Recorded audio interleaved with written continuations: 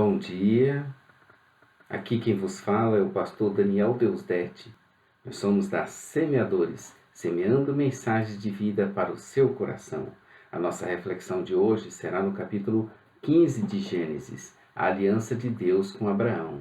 Lembrando a todos que iremos até Apocalipse, são 1189 capítulos, portanto 1189 dias, que correspondem a exatos 3 anos, 3 meses e 3 dias. O título do capítulo de hoje é Aliança de Deus com Abraão. Deus faz aliança com Abraão, que logo será Abraão, pai de muitos, pai da fé. Mas somente aconteceram depois das coisas narradas em Gênesis 14, em que heroicamente Abraão foi salvar seu sobrinho e pela fé enfrentou exércitos inimigos e prevaleceu, e depois recebeu a bênção de Melquisedeque, que Abraão teve este encontro com Deus. Foi maravilhoso esse encontro com Deus. Nós vimos isso ontem no capítulo 14. Na verdade, Abraão não teve encontro algum com Deus, mas foi Deus quem o achou ali, e com ele teve este relacionamento fantástico, que passaremos a meditar nas próximas linhas. A forma como que Deus se manifestou a Abraão nesta ocasião foi por meio de visão. Eu mesmo já passei por muitas experiências fantásticas com Deus, mas jamais tive visões de Deus. Em sua visão, acontece um diálogo e uma conversa, em que Deus primeiramente afirma ser dele, seu escudo e seu grandíssimo galardão. Duas coisas importantíssimas diante de Deus. É primeiro, tê-lo como por escudo. E a segunda é tê-lo por seu próprio galardão. Escudo, proteção, galardão como se fosse um prêmio. Ele não disse que seria algo que ele fizesse ou fosse dar a ele, mas que ele mesmo lhe seria o seu galardão. Não é a coisa nem o objeto importante, mas o possuidor das coisas, o abençoador, como está escrito no Salmo 23, versículo 1. O Senhor é meu pastor, ele, o Senhor, não me faltará. Pena que as tradições em vigor falam de que bem algum nos faltará, e não de que ele não nos faltará. Tudo o que está escrito e aplicado a Abraão, podemos, pela mesma fé, aplicar a nós. Também aqui no século XXI, guardadas, obviamente, as devidas proporções e ocasiões específicas, e eventos também específicos, é óbvio. Mas no que tange ao escudo, e a ele ser nossa bênção, diz o sim. Podemos, como dizem, tomar posse, sem medo, sem temor, com ousadia, intrepidez. Por causa de quem? De Jesus Cristo, a razão de tudo isso e de todas as coisas. Deus é nosso escudo e Deus é nosso galardão. Deus é meu escudo, meu querido.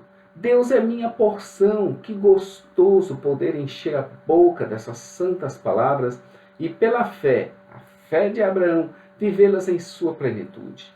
A Deus toda a glória.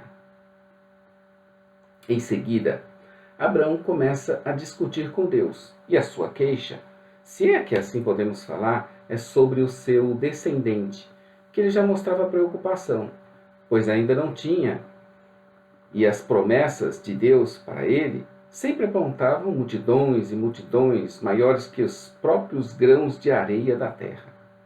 Incrível é que Abraão reconhecia piamente que não tinha filhos, ainda porque Deus ainda não lhe tinha dado. Sua noção e consciência da soberania divina é muito forte em Abraão. A mesma noção também a gente vai perceber em Moisés, em Davi, em Jesus Cristo, em Paulo, que até se chamou prisioneiro de Cristo. Ele não poderia ter dito que ele era vítima do sistema, que foi preso injustamente, que estava ali por um motivo que não era lícito. Não, Paulo se chamou prisioneiro de Cristo em algumas epístolas para dar a entender que a soberania e o governo é de Cristo. ele está ali enquanto Deus tem um propósito a cumprir. Então Deus é Deus de propósito. E assim vai. Ele não entendia os caminhos e planos de Deus, pois lhes pareciam esquisitos. Abraão não entendia. Como iria se cumprir a sua palavra, sendo que ele nem filhos tinha? Porque o Senhor não lhe tinha dado. Sua lógica apontava para a solução de prover para si um herdeiro. Não natural, não nascido de suas entranhas, mas que habitasse em sua casa, seu servo. Mas Deus claramente diz para ele que não. Acho que a paciência também nos falta antes da chegada da nossa bênção, não é verdade? O jogo parece caminhar para o seu final e tudo apontava para uma grande derrota.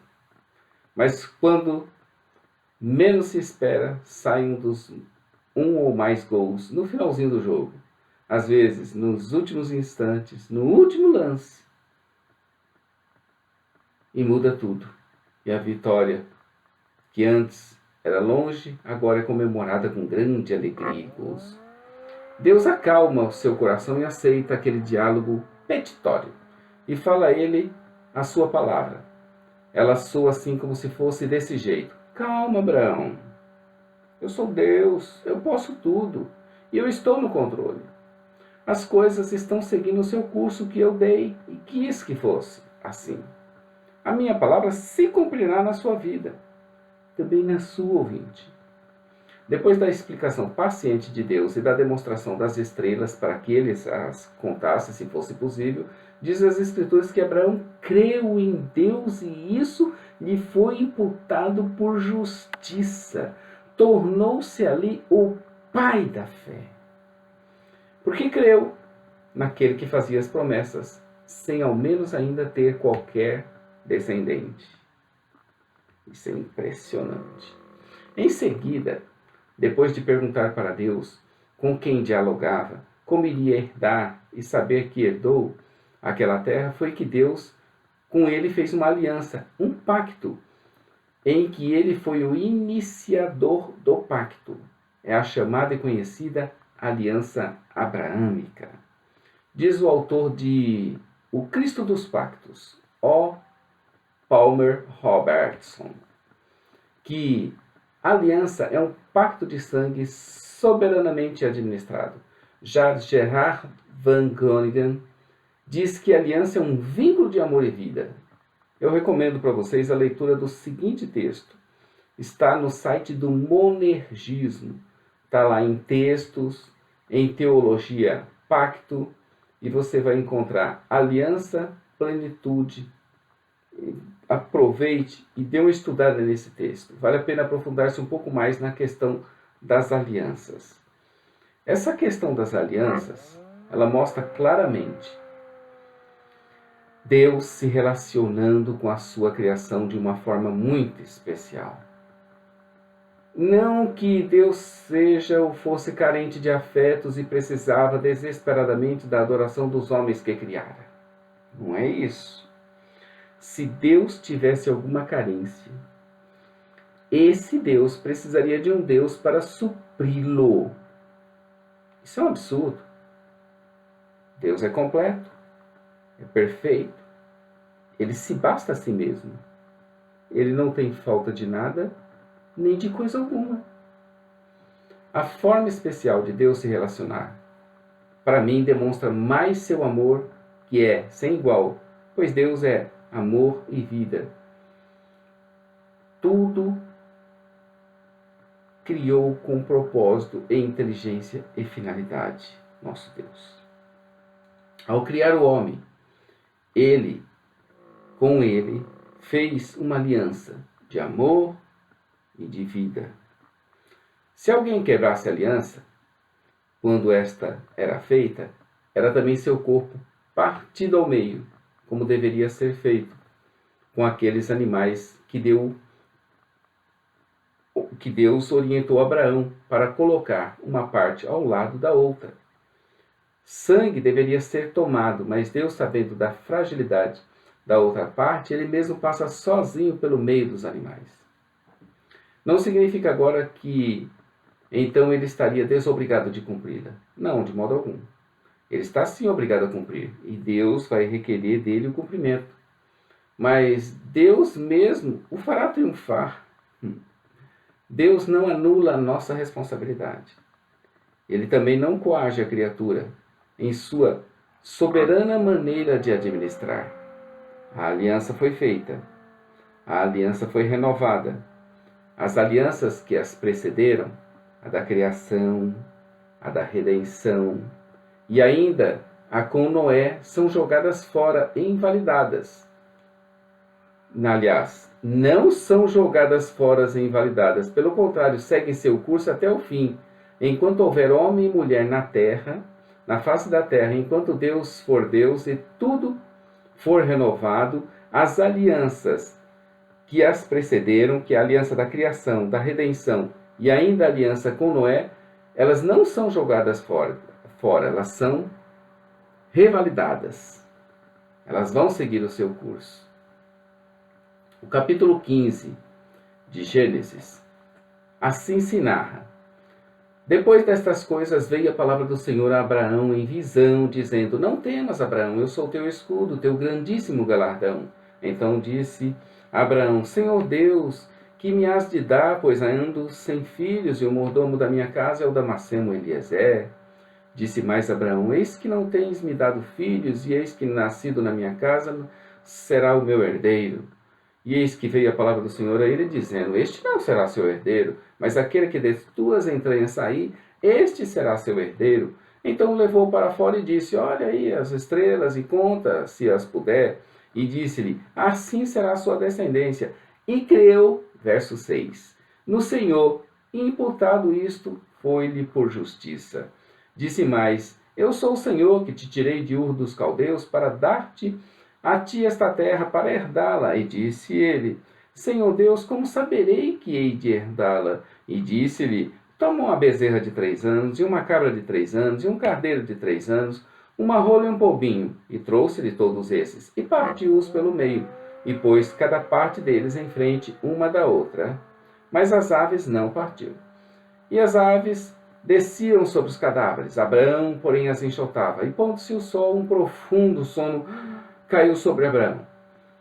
E eis que grande espanto e grande escuridão caiu sobre ele. Então disse a Abraão: Sabes de certo que peregrina será tua descendência em terra alheia, e será reduzida à escravidão, e será afligida por 400 anos. Mas também eu julgarei a nação a qual ela tem de servir, e depois sairá com grande riqueza. E tu irás a teus pais em paz, em boa velhice serás sepultado. E a 4ª geração tornará para cá, porque a medida da injustiça dos amorreus não está ainda cheia. E sucedeu que, posto o sol, houve escuridão, e eis um forno de fumaça, e uma tocha de fogo que passou por aquelas metades. Naquele mesmo dia fez o Senhor uma aliança com Abraão, dizendo: A tua descendência tenho dado esta terra, desde o rio do Egito até o grande rio Eufrates. Verso 19. E o Queneu, e o Quenezeu, e o Cadmoneu, e o Eteu, e o Perizeu, e os Refaíns, e o Amorreu, e o Cananeu, e o Girgazeu, e o Jebuseu. Concluímos o nosso capítulo 15. Todos os dias é a Semeadores, semeando mensagens de vida para o seu coração. Não esqueçam de acessar o nosso canal no YouTube. Vai lá e se inscreva em nosso canal. Também acesse nossa loja virtual na Semeadores.